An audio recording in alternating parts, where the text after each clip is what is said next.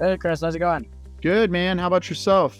I'm doing good as well. Thank you so much for hopping on the call here. I appreciate that a ton. Yeah, no worries, man. Things are going good. I just got 2 deals under contract. They're my first deals, so I'm not too confident in them, obviously, not having done it before, but just happy to have made some progress, basically. Yeah, man. Well, that's how you get started, right? You get something under contract and then, have somebody tell you you're off or you're close or whatever. And then you go from there. Where are these located? Yeah, one is in Louisiana, the other's in Texas. Okay. Nice.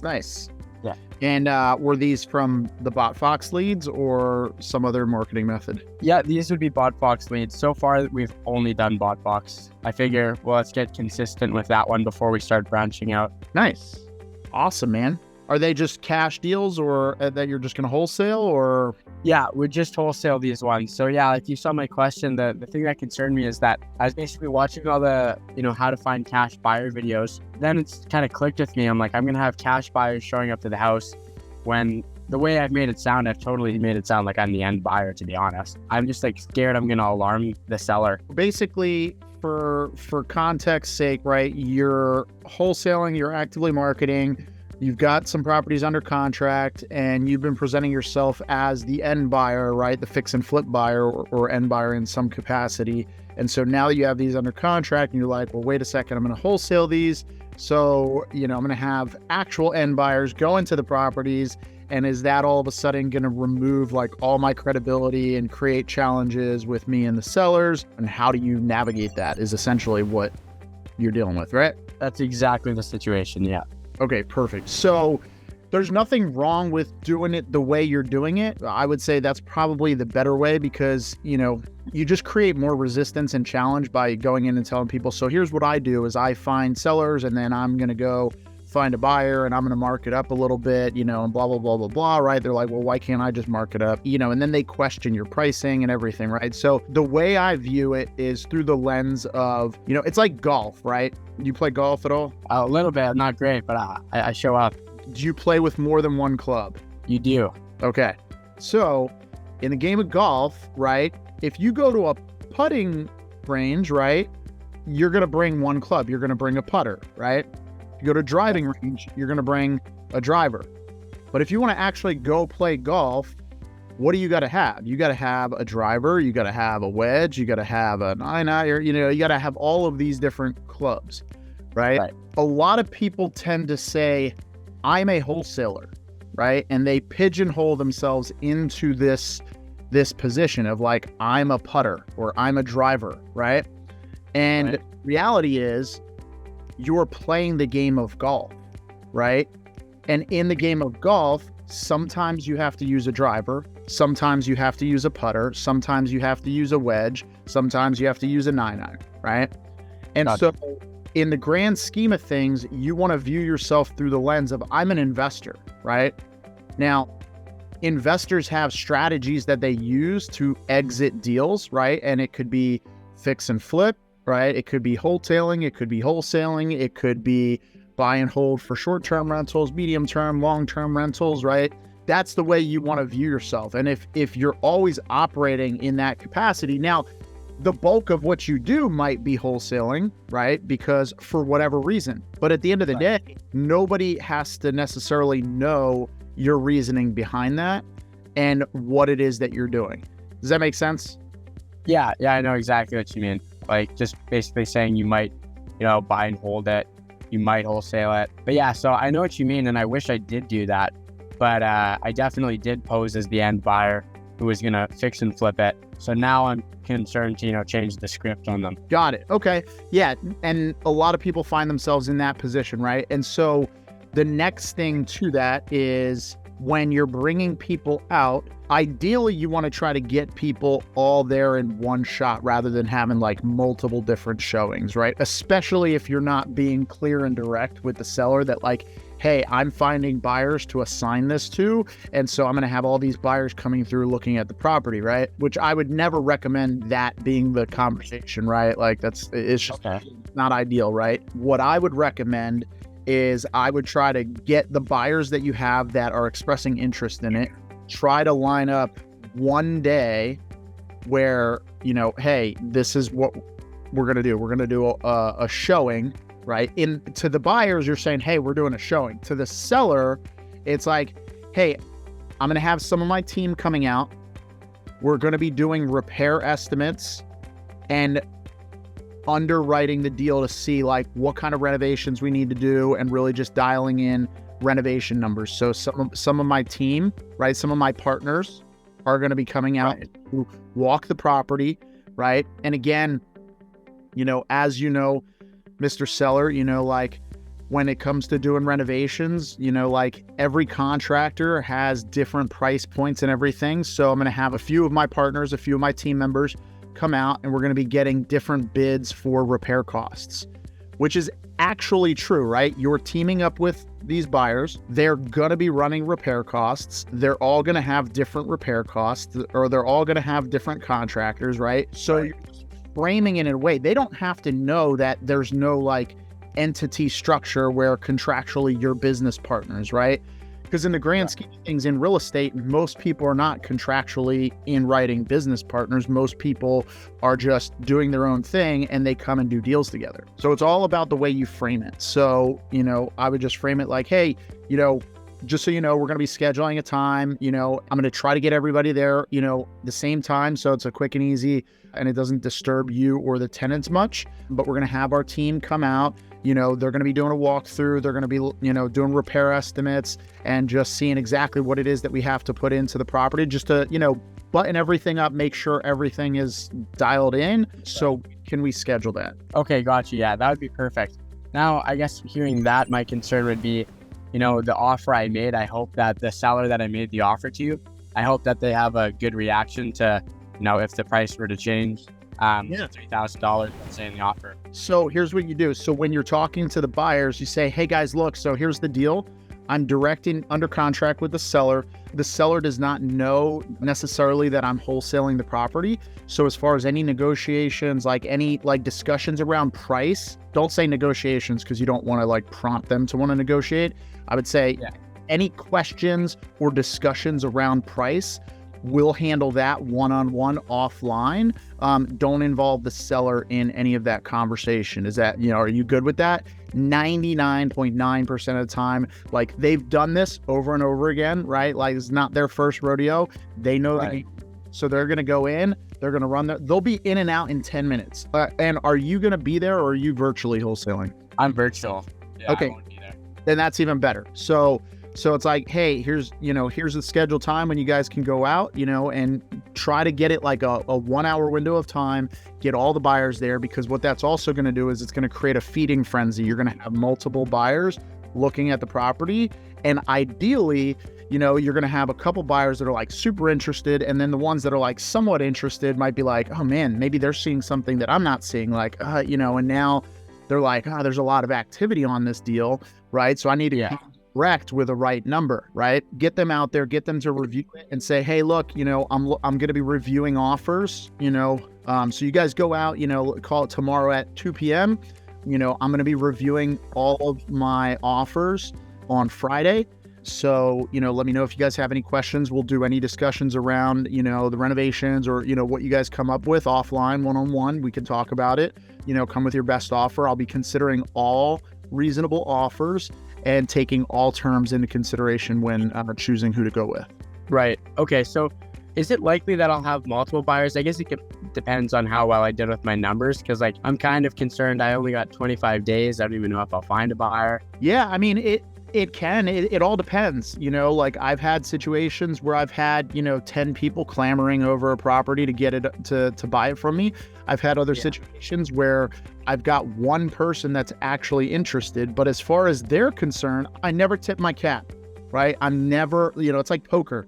I don't want to let the other person know that I'm sitting there with, a hand that I should be folding, right? I want to be operating, with enough posture where it's they think I could have something good, but they don't think it may be that good. You know what I mean? So with the seller, I'm a hesitant buyer. I'm not 100% sure if this is going to make most sense for me, right? With the buyers, I'm like, hey, look, we got a lot of activity on this. We got a lot of interested parties, so again, I'm going to be reviewing all of our offers. We have a few people that have expressed interest, right? And I say expressed interest because if I don't have an offer, I'm not lying, right? If people say, hey, tell me more about this, that's expressing interest, right? Like, so, you just have to be like psychologically in your own head, you have to be vague with your own terms and definitions, right? So figure that portion out and then frame it properly so that way you can create the best result. And then when they do come back, and chances are with it being your first deal, either A, you're going to be way too high and they're going to tell you like your numbers are way off, right? And then you might not even be able to negotiate to a reasonable price in that scenario, or you're going to be close and then you have to get a discount, or you're going to get lucky and like, man, your numbers were on point and like you're going to make 5 or 10K. Yeah, that makes sense.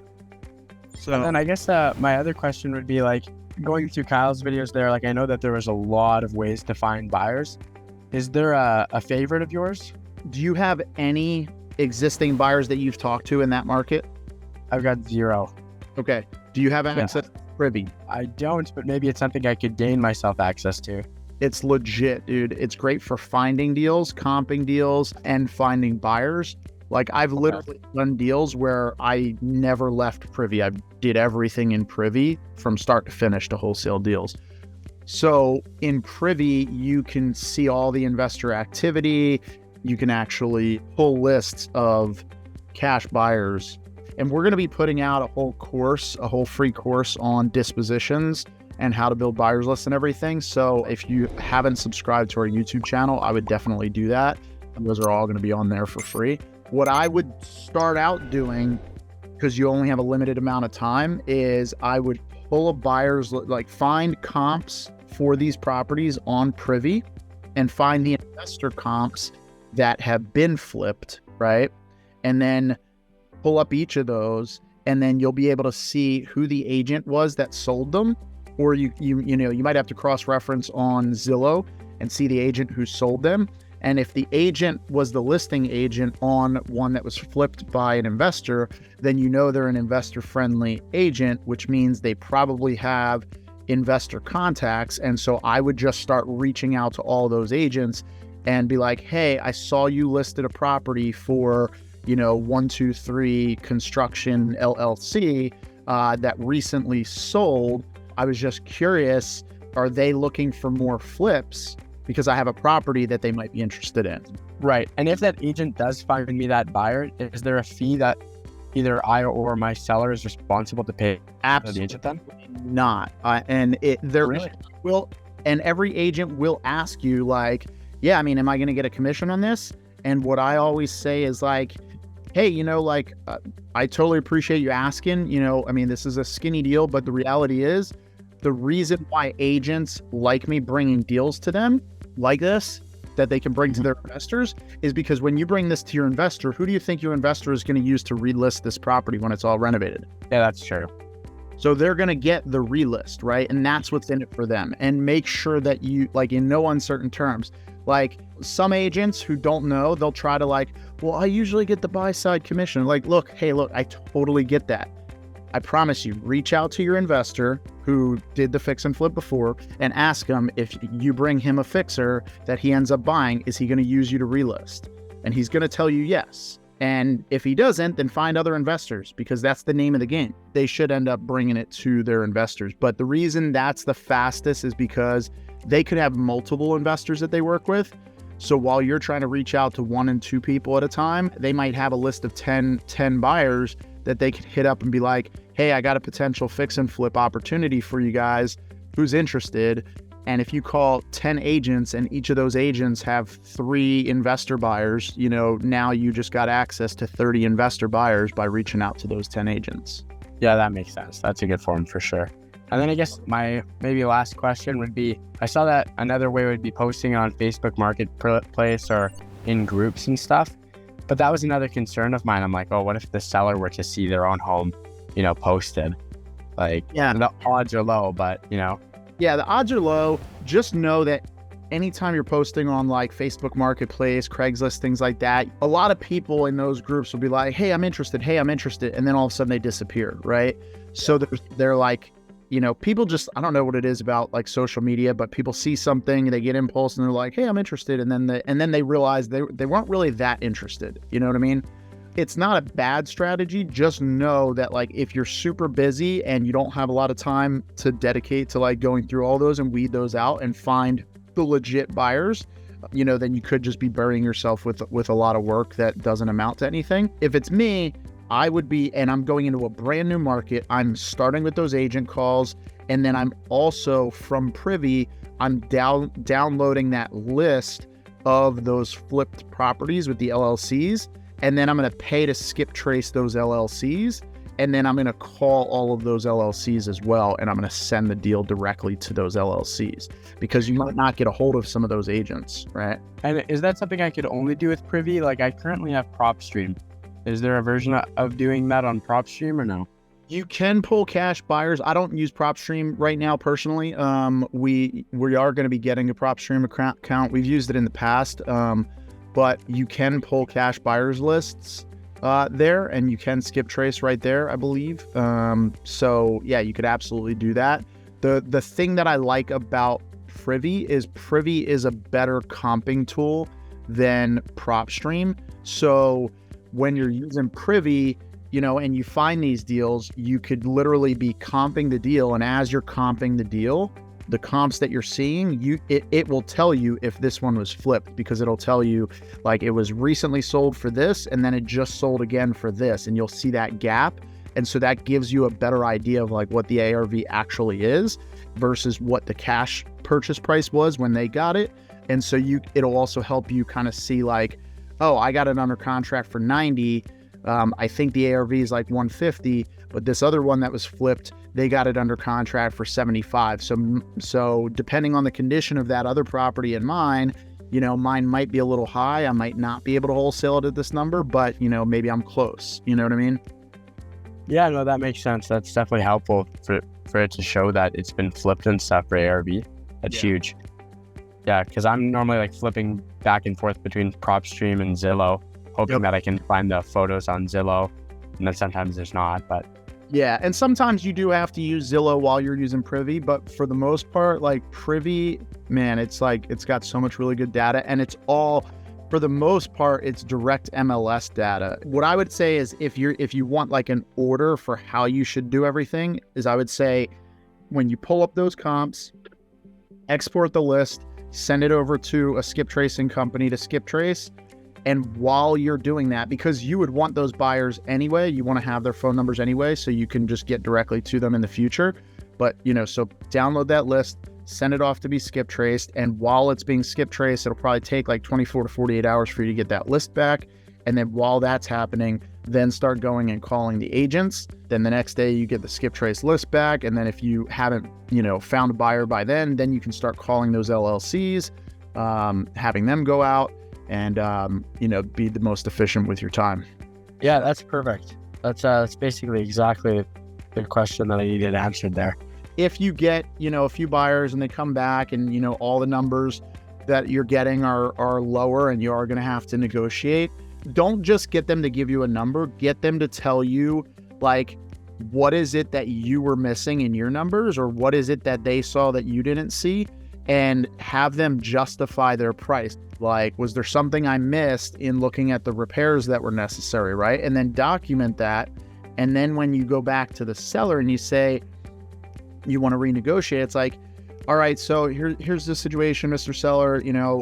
We went out, we had our teams review the property, and based on our original conversation, I originally kind of thought like we were going to need to do X, Y, and Z, but after we did a full inspection of the property, our team did a full inspection of the property, we saw that we also need to do this, and this, and we did a little bit more due diligence on the comps. The ARV for the property is X, and so based on the renovations and blah, blah, blah, blah, blah, in order for us to move forward, we'd really feel comfortable bringing it down to this number here, right? And let them know. And then usually what I'll do is I'm like, hey, look, I know this is not what you want to hear, but, in an effort to be transparent, we don't want to waste your time or anything like that. I just want to kind of give you the due diligence we did, and here's what we came up with, and it's going to need boom, boom, boom, boom, boom. And I rattle off everything. And then I'll even come up with prices for what those take. It's like, hey, it's going to need a new roof. That's going to be about $13,000. There's a little bit of what looks like some foundation issues. That could be $5,000. It could be $25,000. I don't really know at this point. We need to really dive deeper. It's going to need windows. That's another $5,000. It's going to need, and I'll just start adding it up, and what I'll also try to do is position myself against the renovation team. And so what I mean by that is like, hey, our renovation teams, they looked at it and they really want to be at 60, right? So even if they came in and that you need to negotiate down to like 70, right? I basically be like, hey, so after talking to the renovation teams, here's everything that it's going to need, blah, blah, blah, that we didn't account for. So after rerunning all the figures and everything, they're coming back to me and telling me that we really, really need to be at like 60. That's where they would feel comfortable. But quite honestly, Mr. Seller, I really believe in this deal. And I think that, I went back to them. I really went to bat for you. I like this deal. I want to get this deal done. So here's what I did on your behalf is I went ahead and I talked to one of our agents that would end up relisting the property when it's renovated. She owes us a few favors because we've hooked her up on a few deals. I got her to agree to taking a lower commission when we relist it. I also talked to the renovation team, and I think if we, maybe don't go to the top finishes, if we, maybe take out a couple things here, cut costs a little bit here. I think with all those things considered, I think, I was able to get them to agree to move forward at the deal at $70,000 if we can move forward with that today. Does that sound good to you? Yeah, of course. That sounds perfect for them, right? So like, other than, doing skip tracing on Privy and such, is there kind of like a fallback method that I should have on another source of finding buyers? Just a note, so you can't skip trace through Privy, but I did just also add a link to Best Skip Tracer, which we use for all of our skip tracing. So I would use Privy to pull the lists for the buyers and then skip trace through Best Skip Tracer. Again, you can pull lists through PropStream for cash buyers. Just so you know, you're probably going to pay more for skip tracing with PropStream than you will with Best Skip Tracer, especially if you sign up for the $99 a month subscription with Best Skip Tracer. It gets you 8 cents per skip trace. I think PropStream's like 12 or 13 right now. As far as other ways to find buyers, you can just randomly reach out to agents and talk to them. If you haven't joined local Facebook groups in those areas, I would do that and, post in there and say, hey, I've got this deal. Here's what it is. And, I'm looking for buyers. Yeah. All right. Well, I think that's everything for now. Yeah, no worries, man. Anytime. And, feel free to hit me up if you have any questions. And we're putting out a lot of content. We're doing a lot of live seller calls and closing calls and agent calls and stuff like that on our channel now. So if you subscribe, then you'll get notified, when those pop up, and, you can check those out and, maybe learn some different techniques that we use. And okay. Thanks again, man. Appreciate it. Okay. Talk to you later. Bye. All right, guys. So hopefully you guys got value out of that. All the questions that he has are, pretty standard questions that newer wholesalers or new investors are going to have when they're going through the process, and challenges and obstacles that, most people will run into as they're getting started. So appreciate you guys for watching. Stay tuned for more videos like this. Click the like button, hit that notification bell, and definitely subscribe if you're not subscribed to the channel, and keep an eye out for all of our content that we're putting out. A lot of different playlists, seller calls, agent calls, negotiations, closing. Appreciate you guys again, and looking forward to seeing you on the next one. Peace.